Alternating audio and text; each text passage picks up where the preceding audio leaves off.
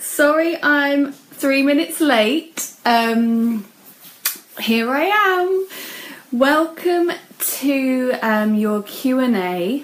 So I'm going to be with you guys for an hour and we're talking about, I'm answering your questions about how to not only survive, but more importantly, how to thrive through your first few days and your first week or so being a new mum. So for those of you that didn't catch the Facebook Live last week on Maury, my name's Nissa. I'm a mum of one, very important. Oh, she's quite big now, she's 8. I am a midwife, so I provide care for mums up until about their babies are about 4 weeks old.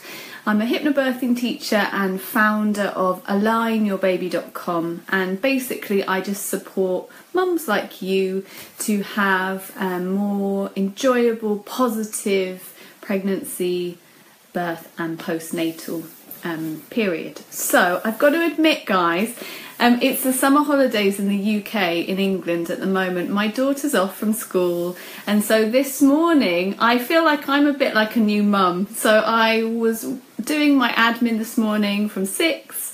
I promised her we'd make pancakes, which we did, and so I'm totally the new mum today. I didn't have time to have a shower. I had to get my clothes together. I'm doing that fantastic, all the new mums out there, anyone watching, the lovely dry shampoo look. It's a new mum saviour. You don't have time to wash your hair or sometimes have a shower. Dry hair shampoo is going to become your new best friend. Anyway, we'll move on from that. So I've got a list of questions that lovely Zoe from Maury sent me. So I'm going to work my way through those questions. If you want to post your questions below, if I can, I'll absolutely answer them.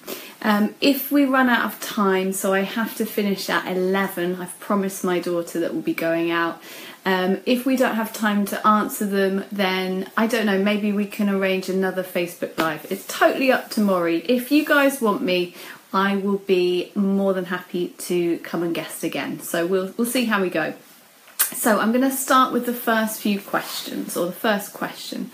So here we go. So this is from a lady from Instagram called Ballybolly. Hello, if you're watching. And she says, there are so many opinions on sleep training, age, methods, etc., etc. What are your recommendations on methods, and if there's any books or websites to help that you recommend, that's a major bonus. For the first week that will give long-lasting results, i.e. so they don't regress. Also, what are your thoughts on the cry out method? Oh, that's interesting, Ballybody. So I should probably put a disclaimer in, guys. So everything that I say in this Facebook Live is very much my opinion. I am a midwife as well, so I try to base my opinions in evidence, but this is Nissa speaking as opposed to the NHS midwife that I am when I'm working. So the first week. So first of all, I would say you're gonna have to learn. This is a big message, a big one for all the mums to be, probably. Something that we're not used to doing as organised adults who are often working and might be quite successful in our careers. The first major lesson, maybe for me it definitely was as a parent, is learning to go with the flow. It's a simple thing, right? And like me, you might think, yeah, I'm pretty relaxed, I'm pretty easygoing.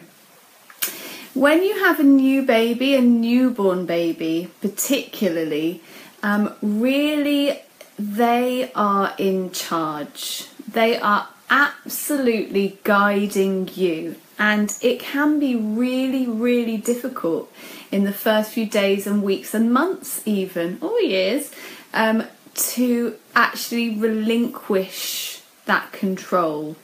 But it's such an essential parenting life skill, because if you try and push against your baby's natural rhythms and what they naturally need, which is a simple things, you're going to make your life so much harder.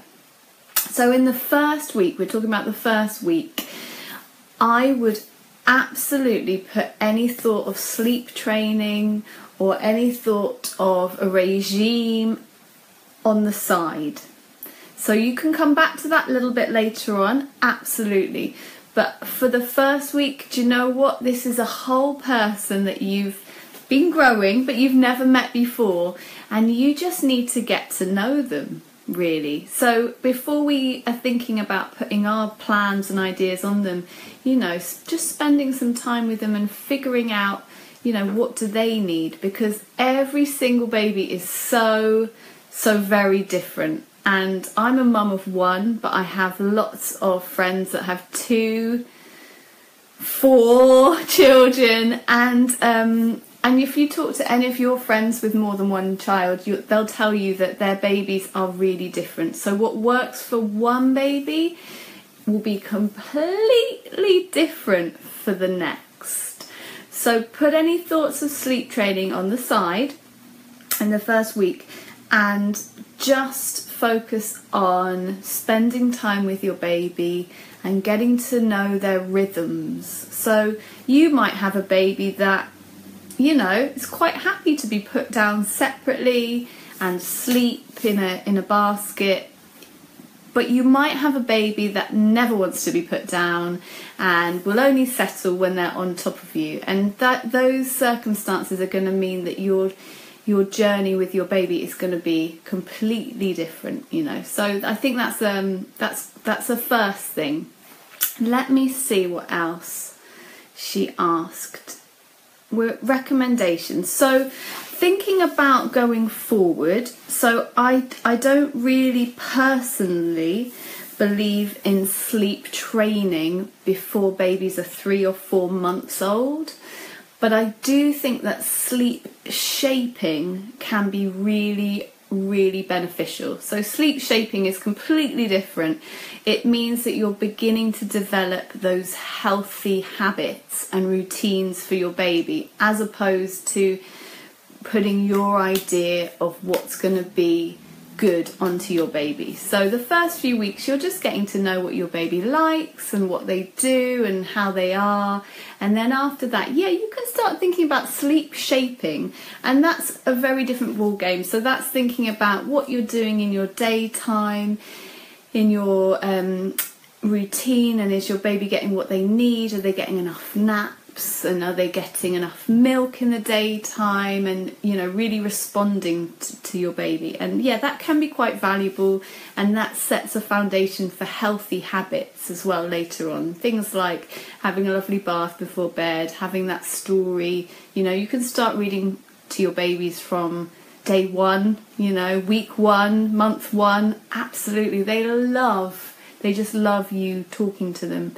So that can be a really soothing, positive habit to get into, and that you probably will develop later on. It's definitely something that I've only just about stopped reading to my daughter. Now she's 8 because she can read by herself, but we've been doing that for years and years and years. And for her, brushing her teeth, washing her face, getting into bed, and the story, that's her trigger that says, okay, I need to calm down and rest. And it's been like that for a really long time, so since she was really little, before she could probably speak.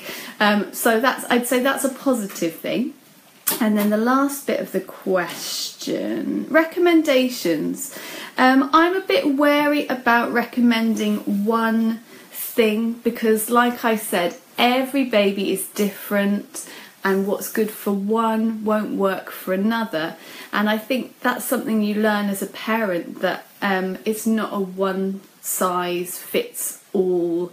You know, if someone's claiming to have the solution to sleep for all the babies, I would be suspicious, guys, because they're either lying or possibly slightly delusional, because it just doesn't work like that, you know. And it's about, as you go along, it's about figuring it out together as a partnership, and that can take days, weeks, months, years, and that is okay.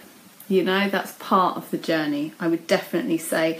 What I will do is, I have a friend who's a sleep consultant, and she's brilliant. She's a gentle sleep consultant and very much about working in partnership. So at the end of this live, I'll just pop her like her Facebook page in the link so that you can see. She's always posting really helpful free resources and tips, so you can have a look at that and get a bit of an idea of what's out there and what's helpful.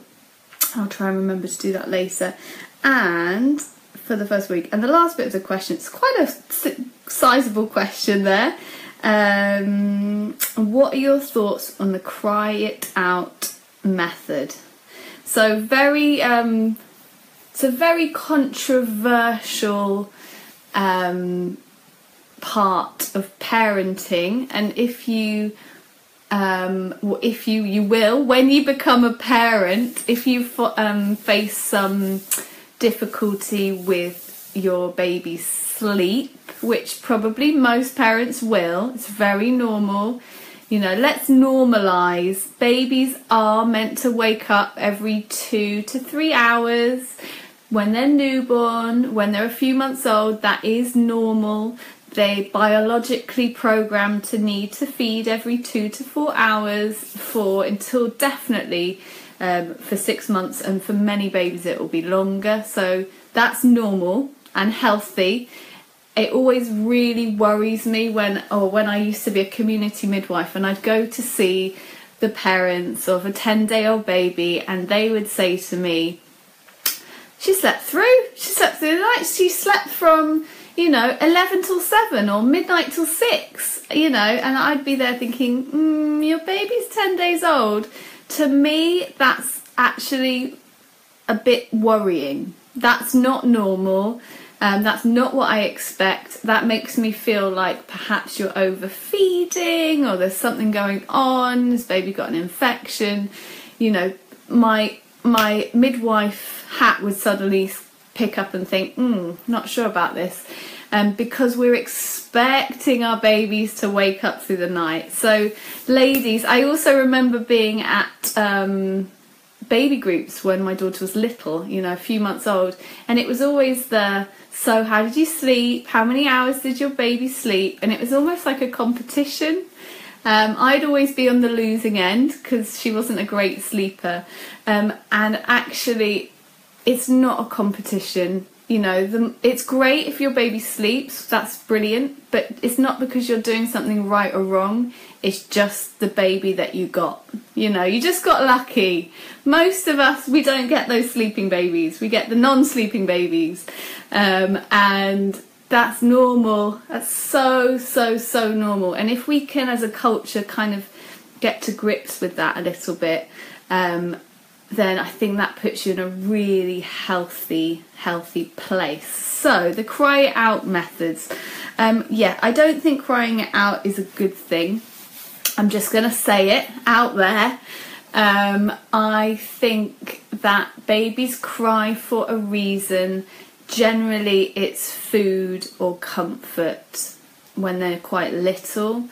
And certainly when your baby is a few months old, leaving them to cry for a long time, I mean more than a few minutes, then that's not great. That's not great. And when our babies cry, they're stressed. And when they're stressed, they release cortisol in their bodies, the stress hormone. And if their needs are not met for a long time, I'm not talking about a few minutes or even 5 minutes because you're desperate to have a shower, ladies. I'm talking about half an hour or an hour, if your baby's left there crying for half an hour or an hour, their cortisol levels are going to be high, that stress hormone. And although eventually they will stop crying because they're knackered, they're exhausted, they've run out of energy, actually the cortisol in their body will remain high even after they've stopped crying and they're asleep. And that's quite bad for us, cortisol. It's a negative thing. It's not good for our bodies. It's not good for long-term mental health. There's some amazing research going on at the moment which links children that have been exposed to huge amounts of cortisol for prolonged periods. I'm not talking about a bit of controlled sleep crying, but a long time. And it's linked to poor mental health as an adult. So when we're stressed, we're crying as babies, we're telling our parents we need something, and actually we should be meeting those needs, really. So having said that, if you have a baby that doesn't sleep, it's very, very difficult. It's exhausting. You have to try and function as best you can on little sleep. It impairs your mental state, your clarity. And I completely have so much empathy for mums who are just desperate for a solution. So if you're out there and you're in that situation, I would say just be really mindful about the support you get. So there's more gentle ways of approaching the sleep training as opposed to the, leave your baby for a long time to cry out. So I'm going to stop there. That was question number 1. Gosh, that was a long answer. How many questions? I've got loads of questions. I'm going to do my best to go a little quicker, guys, because there's lots of questions. From Instagram, this is Joe Ashlin. I'm a bit anxious about how we're managing the first week with baby number 2. How exciting, Joe. Our little girl is 3 and I'm just hoping we manage to keep everything afloat in the early days. Any tips? Greatly appreciated. Absolutely. Oh, bless you. So it sounds like you have a partner, Joe, which is helpful. I think with having 2 children, it's very different to having 1, because obviously your attention, your energy is split, and a newborn baby and a 3-year-old, they have really different needs. So I would definitely recommend, if you have a partner or it might be your mum or someone close to you that's supporting you, it's a divide and conquer situation. So definitely about trying to meet the needs of your babies, and that might be that actually you're doing that separately quite often. So one of you's got the toddler, one of you's got the baby, and that's okay. It's lovely to all be together as a family, but I think in the first weeks it's about staying afloat. Absolutely. So that might mean absolutely your partner's taking the little one out every day for a few hours so that she's tired and she comes back and has a nap if she's still napping, or she can settle down, and God forbid you plug her in for an hour to watch something, so then you can have a bit of chill time. I think that's really, really important.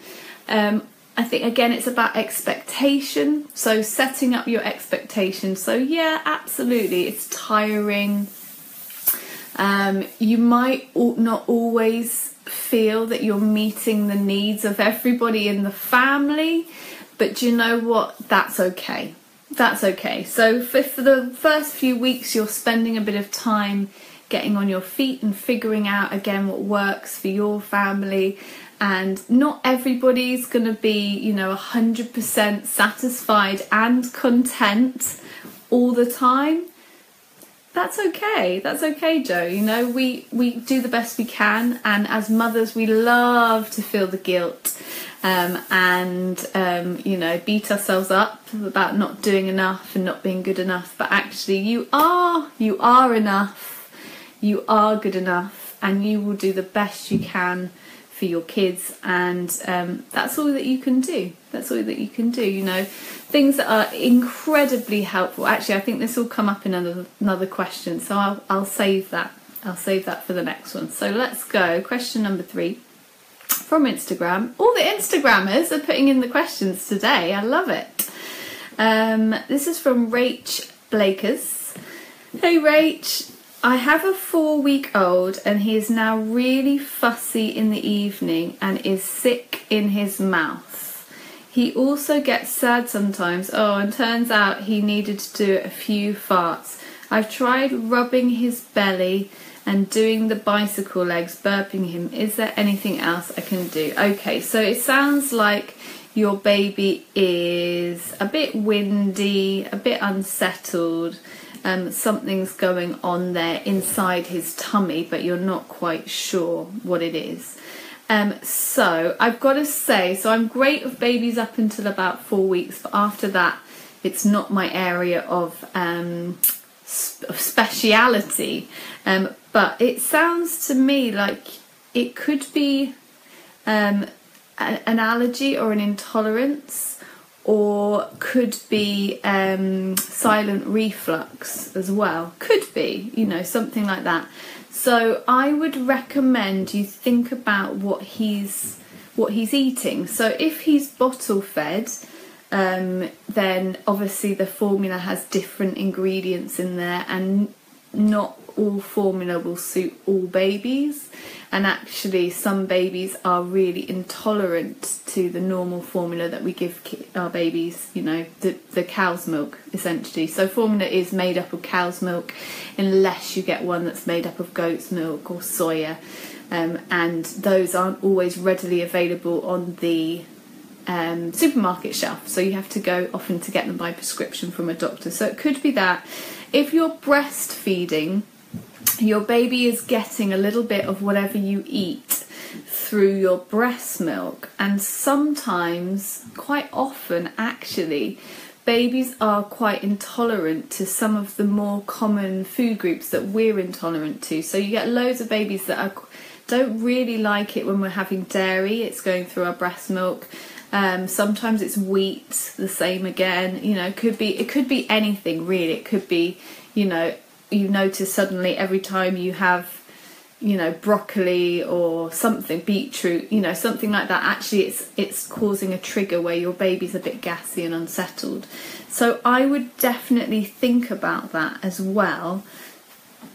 So again, I have a friend, so I know all the birthy people, who is a specialist with intolerances and silent reflux. So I'll post a link to her stuff in the description when I finish, so you can have a little look at what she's saying, and see if you can figure out what's going on. I think you're doing good things. You said rubbing the tummy, doing the bicycle, burping.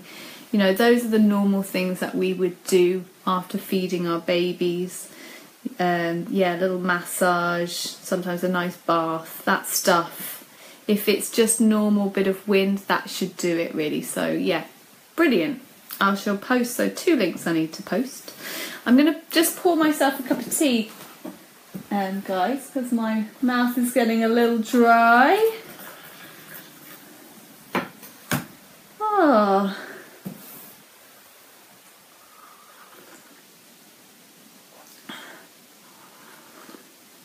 If you're watching and you do have questions about postnatal, do feel free to type them in the comments, and I will, if not feed them today, answer them. If I can't answer them today, then we'll see if I'll ask Maury if they'll have me back another time, and we can do them then.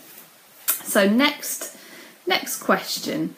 This is from Holly C. Sandal from Instagram. I have 5-week-old twins. Massive congratulations, Holly. I'm sure you are a little bit busy, quite busy. Their due date is Friday, so they were 7 weeks early. Okay, so they were born at 33 weeks, and now it's like they're 38 weeks. Okay, just wondering when I should try and get into some kind of routine. I am trying, but it doesn't last long, and I struggle when they both want the same thing at the same time. Wow, yes, that is a really good question. So I'd say having twins is very much a different ball game to having one baby. So when we have our first baby and we go, oh, okay, this is a lot of things that I've got to do in my day, you know, and I can't find the time to do things like cooking myself dinner. Imagine having two, ladies. It's a whole different scenario. So first of all, I want to say, Holly, well done that you're surviving and, you know, you're actually managing to do it, you know, getting a bit of routine in a little bit. I think that's amazing. I'm trying, but it doesn't last long. Yeah, absolutely. And I struggle when both want the same thing at the same time. So, of course, if you're one person and you've got two babies that need the same thing at the same time, there's only so much you can do in a realistic way. You've got two sets of hands. Obviously, if you have a friend or partner with you, you know, some of the time it's one twin each. So then you're back to being, you know, like just a normal parent. So that's a different thing. One of my very good friends had twins. They'll probably be about 8 months old now. And she's already got two older girls, so she's got 4 now. And let me think, what were the things that really helped her? So what did she do? So she was breastfeeding as well. So she used to tandem feed as much as she could. So one on each whenever she could. I don't know if you're breastfeeding or bottle feeding, or maybe you're mixing. So yeah, absolutely. If you can feed them at the same time, that is brilliant. So because she was feeding them more or less at the same time whenever she could, it wasn't always possible, but she would then encourage them to sleep at the same time. So that was helpful, because I know she said when they were out of sync at night, she would literally feed one, put them down, feed the next one, put them down, sit down for half an hour, and then start all over again. So she really wasn't sleeping in the nighttime at all. So another thing I'd say, you might well be doing this already. So if you mentally prepare yourself to think, I'm going to probably be up most of the night. And I think this goes for any mum, twins or no twins. The first few weeks before you have your baby, say to yourself, I'm going to be up for most of the night, and that's okay. You know, instead of going into the night maybe feeling stressed, dreading it, thinking, you know, I'm so tired, why can't I sleep, which can make you feel really frazzled and cross. You just say, yeah, I'm going to be up this night with my baby, probably most of the night. So I'm going to do some lovely things whilst I'm feeding my baby that help me. So that can be things like, you know, put some relaxation on in the background. I've posted mine in the link. It's a half hour. It's soothing, it's regenerative.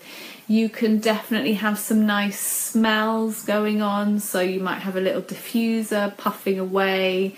Think about something really nourishing that you can watch or read, depending on how tired you are. Probably can't read if you're really knackered. So that time which before would actually be, you know, oh God, I'm up all night. It becomes like your special little bubble of time with your babies where you're trying to get some nourishing things in. And then in the daytime, you say, I'm going to sleep. Whenever my baby sleeps, I'm going to sleep. And I recommend this for all mums, because you can't stay up all night or be up 2, 3, 4 times in the night and then carry on as normal. It's impossible, and you'll make yourself a little bit crazy. But if you actually sleep in the day whenever your baby sleeps, you can catch up, and you can absolutely, you know, make yourself feel more rested so that the nighttime doesn't become so exhausting. So I'd say that's another thing that you can do. What else for the twins? I definitely recommend going on some of the twin forums. So there's some brilliant Facebook groups. If you type in, you know, twin parents, they are so supportive. You know, it's a unique thing, twins or triplets. It's a unique thing. Pop on there, you know, reach out, post what's happening, and I bet you'll have, you know, many parents who have been through something similar, and they're going to offer you great practical tips, you know. So I'd say that's a good one as well. Right, next question. This is from Instagram, from Miaz. My little man Pasco is 5 weeks old and I've been exclusively breastfeeding. That's brilliant. I'm still struggling with sore nipples and engorgement every couple of days, or when he has a slightly longer sleep than usual. It doesn't hurt when he is feeding, but between feeds they still feel really tender and sore. I've been putting on lanolin religiously after each feed. When can I expect my nipples to stop feeling quite so sore? Oh, lovely.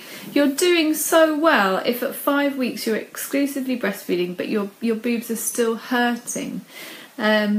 So by 5 weeks, most mums, the soreness should have settled down. So yes, you'll still feel that strong pull in when baby latches and sucks, you know, that draw through. But the actual nipples themselves, if the baby's latching well, and it sounds like Pasco is latching quite well, he's getting enough milk, you've got good milk supply, obviously, because you're having some engorgement when he's not draining your boobs. So those things are good, milk supply is good. It doesn't hurt when he is feeding, but in between the feeds. Do you know what? I would go to your GP and just get your nipples swabbed. Get a swab sent off, because it might not be, but it sounds a little bit like, you know, there could be something in the tissue there. So when you have, for example, thrush in your nipples, which is quite common, but it's not spoken about that much, it can leave that tissue around feeling really tender, and it's different to a latch that's rubbing, causing, you know, actually broken skin or bruising. It feels like it's sore inside, and there's a few other quite common bacteria that can do the same thing. So I'd get that checked out and just make sure that you haven't got something going on there as well. And what else? And maybe get the latch checked just in case. So it sounds like it's good, but if you've got a breastfeeding drop-in, maybe a free drop-in somewhere run by your local hospital, it's worth asking. Or get a health visitor to have a look if you're going to your baby clinic, to having him weighed. Actually, you might not be in the UK, so it might be a slightly different system, but it's worth getting a professional to look at the latch to see, just to make sure that that's fine as well. I'd say that'd be a good idea. Oh, right, next one.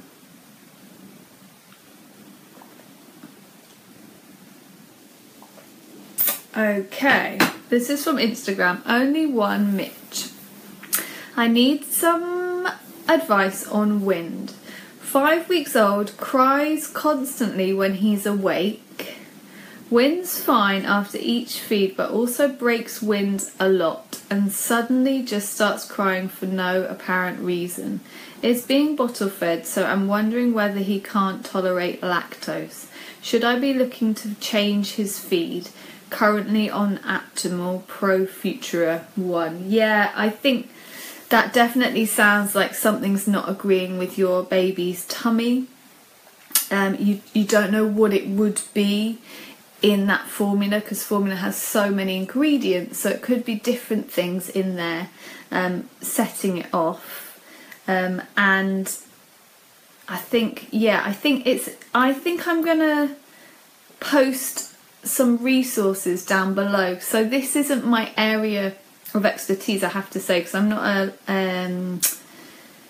a lactation consultant, and also you know, there could be a lot of things going on there. So I'm going to ask my very good friend Anya for some advice on this one. She's brilliant, and I'm gonna pop her links in, ladies. So all the ladies that are watching whose babies are really windy, unsettled, crying, you know, there's something going on there, and you don't have to put up with that. So let me get you that resource and make sure that, you know, it's completely right, and I shall post it. But I think you're onto the right thing. There's something in the formula that is upsetting your baby's tummy. So yes, we need to get to the bottom of that. Next one, so this is from Instagram. Norris Lizzie. Hi there. I have a question for Nissa. Hi, hello. I have a beautiful 18-month-old. I was forced to give him a bottle as soon as he was born as he had low blood sugar. His latch was always amazing. My milk didn't actually appear for 2 weeks, and following the advice from breastfeeding counsellors, I persevered despite his weight dropping. When my milk came in, I only remember managing 2 or 3 good milky feeds, maybe 1 or 2 in the day, then a really good one at night. He would often fuss or cry at the boob. At 12, as a typo, at 12 maybe days, it could be, but I can't see. He was admitted to hospital as his weight gain was so slow. Doctors ordered me to stop breastfeeding, and he was diagnosed with reflux. Oh, bless him, little love. I'm now pregnant with my second baby, 18 weeks pregnant, and dreading the same thing happening. What can I do to increase my chances of a good and quicker milk supply this time? Thanks. Okay, so that's a great question. So I would say I'd really recommend that you start hand expressing from, let's say, 37 weeks of pregnancy. So if you hand express, and some of you might have done that before, some of you might not know what that is. So basically you are stimulating your breast, squeezing it in a way that encourages the milk to flow, and basically encouraging your body to produce milk. And if basically, YouTube, go on YouTube, hand expressing. There's probably, 100 videos showing you how to hand express, mums. So there'll be different ways of doing it. You can figure out what works for you. So for Lizzie, I would say do that from 37 weeks. And you could do it, 3-4 times a week. And you might not get any milk the first week or 2 weeks even when you're doing that. So lots of mums don't really have milk in the pregnancy. Some will, some don't. But what you're doing is you're priming your body. So you're telling it, hey, we need milk, start producing the milk. And then by the time that you birth, which might be, maybe around 40 weeks or a bit less or a bit more, your body will have had lots of practice, and you will have ordered in milk, so that by the time your milk comes in, or by the time you start feeding your baby, your milk will have already had that opportunity to really, get going. I'd also recommend that in the first 2 to 3 days before your milk properly comes in, so you have the colostrum, the thick, fatty milk in the first 2 to 3 days, but you don't have much of it. I'd really recommend that you boost your production by hand expressing as well in between feeding your baby. So you'd want to, in the first 2 to 3 days, make sure you're putting your baby to the breast every 2 to 3 hours.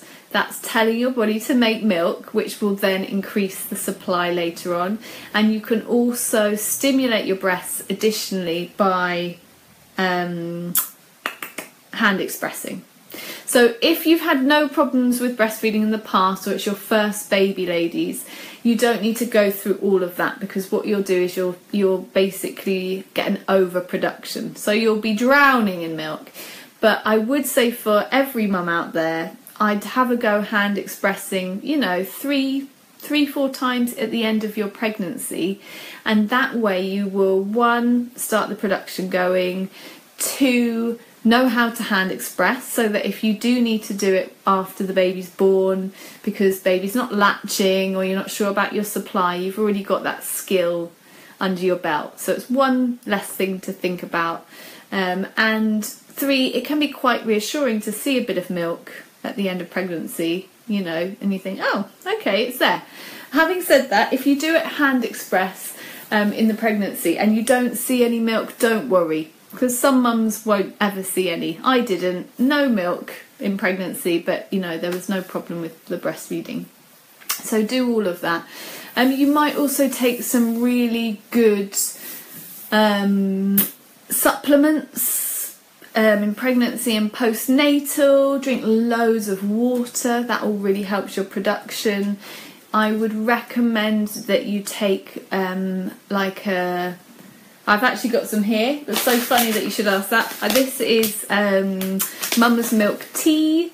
So you can get different brands. This is just one that I have because I like the way it tastes. I'm not drinking it because I'm breastfeeding.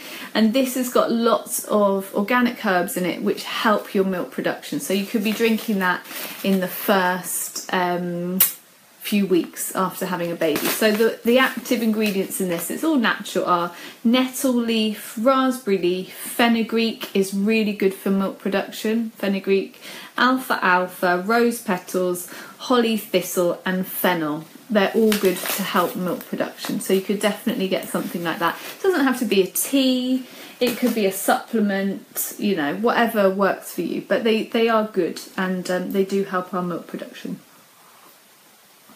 So all of those things, I would say, would definitely be helpful. Okay, let's do our next question. This is from Instagram, iDoyle15. Hello, when should you try to implement a routine?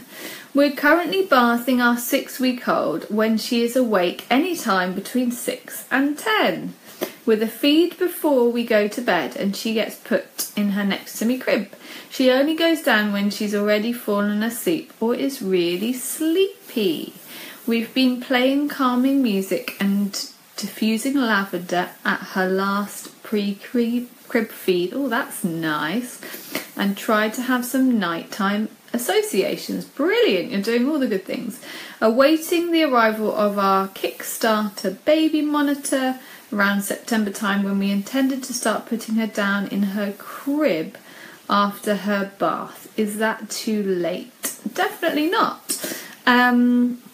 So it sounds like you're doing lots of lovely things.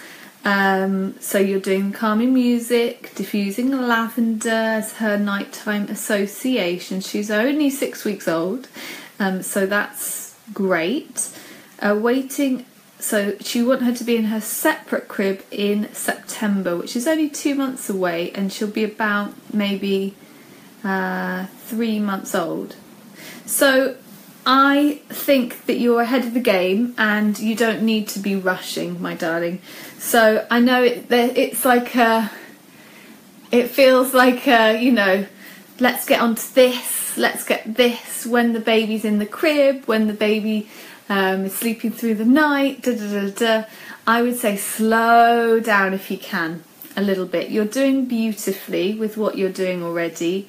You don't need to be rushing. There's no too late or too early. So this is your baby and your, you know, completely unique baby, and you can't apply a blanket rule to, you know, to all the babies. So I think listen to your baby and see how your baby does. So when you're ready and it feels right for you, you can start putting your baby down in her crib.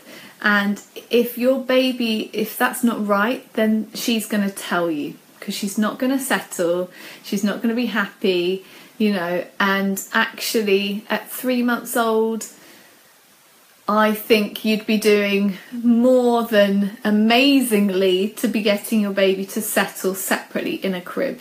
And I think that for many parents, that is not a realistic expectation. So again, it's coming back to our expectations, you know. So babies don't like to be separate from us. They like to be next to us where they feel safe and cozy.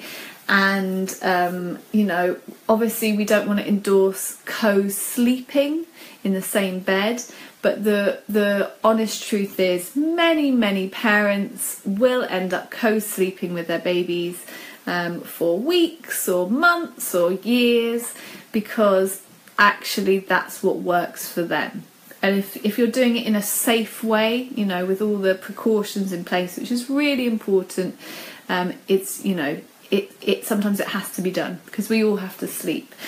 So I think be kind to yourself, mums. Don't have, you know, the expectations of society. You don't feel the pressure about when your baby should be doing this or that or the other, and actually listening to your baby and thinking about what's making your baby happy, what's making your baby feel safe, you know, what's working for you so that you can get the rest that you need. That is so much more important than having your baby, you know, in the cot, in the other room. Really, I think that's the way forward.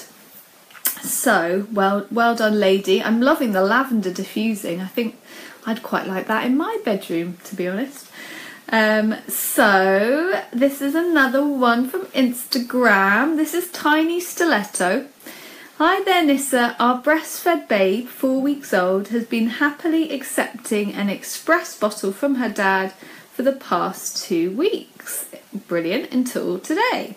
He generally feeds her once a day without any trouble, and recently multiple times a day when I had to go back into hospital for a couple of days. Oh, bless you. However, today she has refused to take anything from the bottle. We've tried milk from a different pumping session and also 2 different bottles. Oh, that's my dog. Hopefully she'll quiet down, or I'll have to put her out in the garden. Dr. Brown's Mandela. Any tips? Thank you. This is a funny thing. So with giving milk from a bottle, so if you're breastfeeding but you want to give your baby some milk in a bottle, either express... Hold on, I'm just going to put my dog out for a minute. No, Willie. Can you take her out, babe? Just to the kitchen.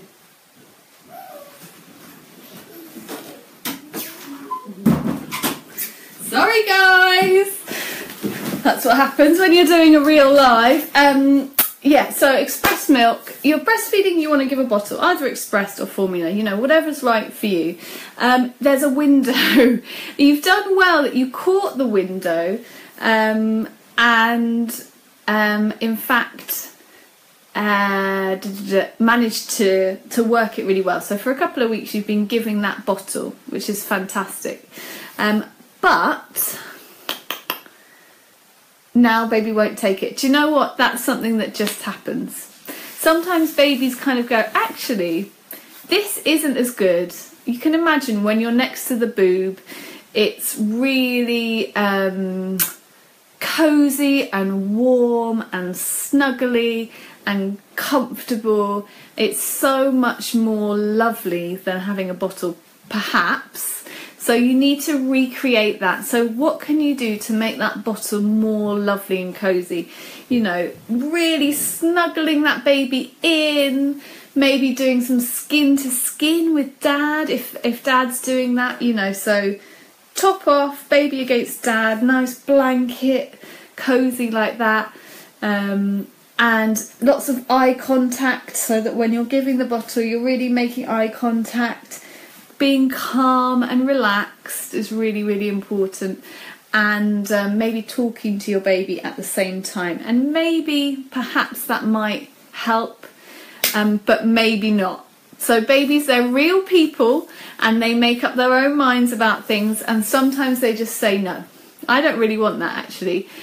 Same thing happened with my daughter. She decided that she didn't want to take the bottle.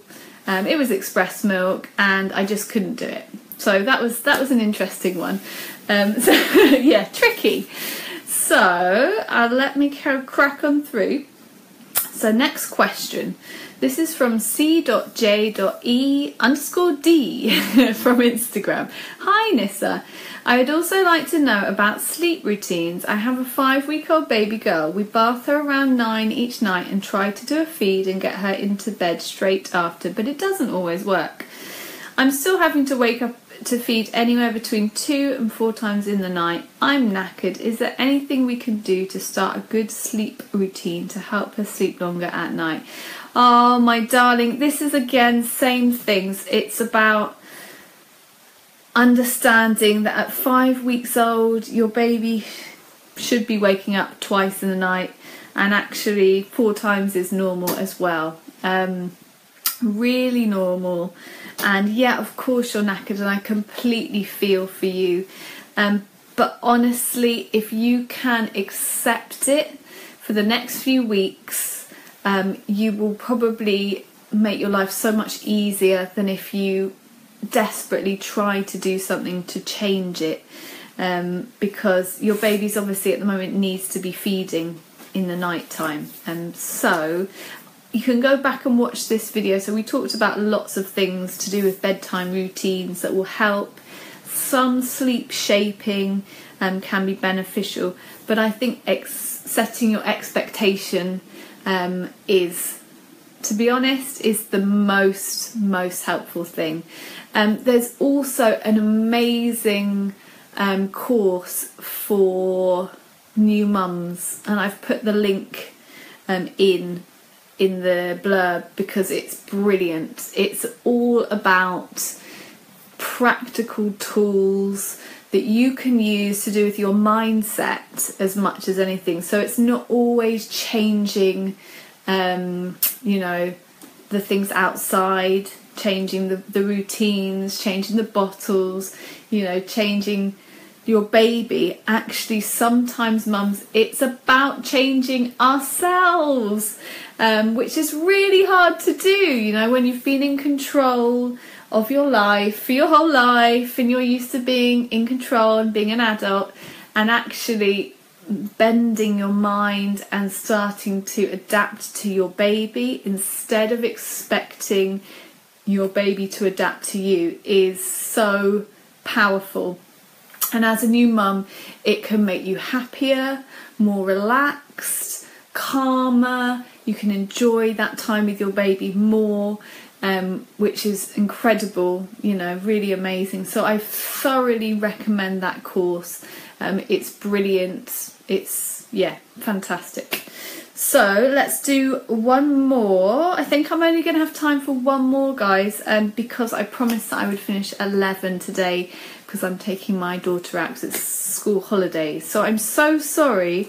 There's one question here, and I think there's a few in the feed that I don't have time to answer today. I'm really sorry, ladies.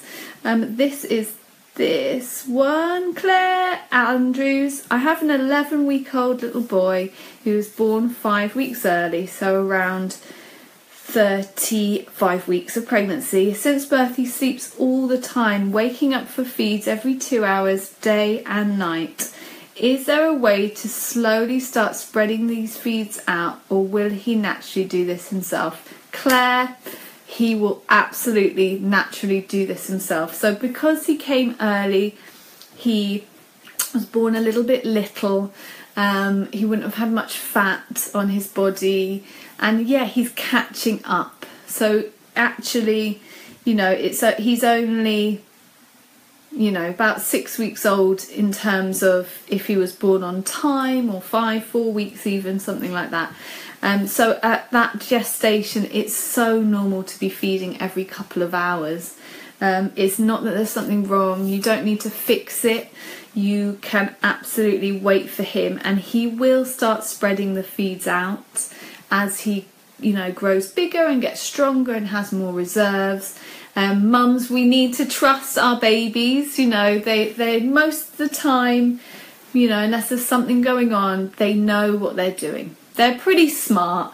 They know what they need. They know how to tell you what they need. And it's actually us, I think, as mothers who need to learn more, probably, about how to listen to our babies and respond to their needs. And you know, there's so many pressures, aren't there, in modern society about, you know, being organised and having a clean house and having, you know, all those things in place. But actually, we just need to be kind of simplifying and getting into the rhythm with our babies, sleeping when our babies sleep, listening to what our babies want a little bit more, because they are telling us, but we don't always know how to listen. I'm talking from my own personal experience with my daughter. I rallied against her routines for weeks and months and maybe even years.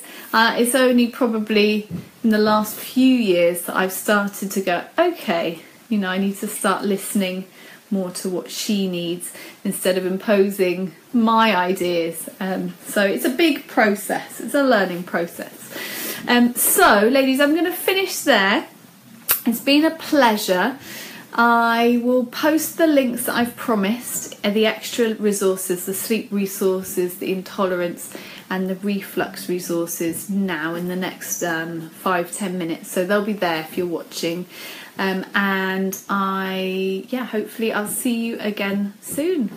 Have a brilliant day, ladies. Bye.